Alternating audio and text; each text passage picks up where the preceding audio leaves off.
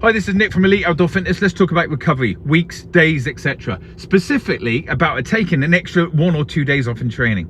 If you're only training 3 or 4 times a week and it's kind of unbalanced, you'll be fine in doing that. It's like extra recovery.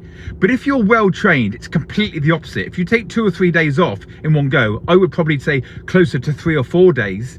Your systems change, okay? You're used to having this fight or flight. If you join one of the military courses, you went to the jungle for a month, or you're doing selection, or you're doing something like that, or joining a parachute regiment, your body is used to taxation, taxation, taxation, taxation, taxation, because it's in a fight or flight response, okay? And it's that type of mode. You wouldn't train like that, but you can actually do it. It's like when you're working away, you're under a lot of stress and you come back and then you take an extended period off and all that stress is gone, boom. It hits you hard and you don't just bounce back up as if you've gone, well, I had a week's rest.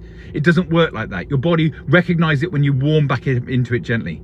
So recently I had 3 days off and I knew what was going to happen, and on Monday my VO2 max session I had to reduce it and it felt heavy and it didn't feel very good, and it was almost like I hadn't had 3 days recovery, because your body doesn't see it like that.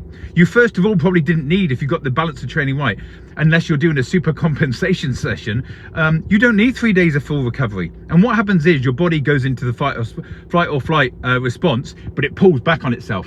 And you need the neuromuscular kind of activation and adaptation over the next 2 or 3 days to build you back, to remind your body what it can do and what it needs to tap into.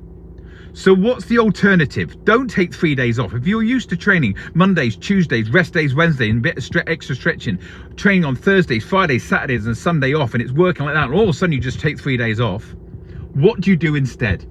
Because you've decided, well, I'm going to take 3 days off because I can't be bothered to train, or whatever's happened in your life. Walking uphill or the row machine, it's amazing. The row machine, whether you like it or not, is like doing a hinge movement again and again and again for like 10, 15, 20 minutes on a light thing. It doesn't need to be hard, doesn't need to be taxing, but get out and do that.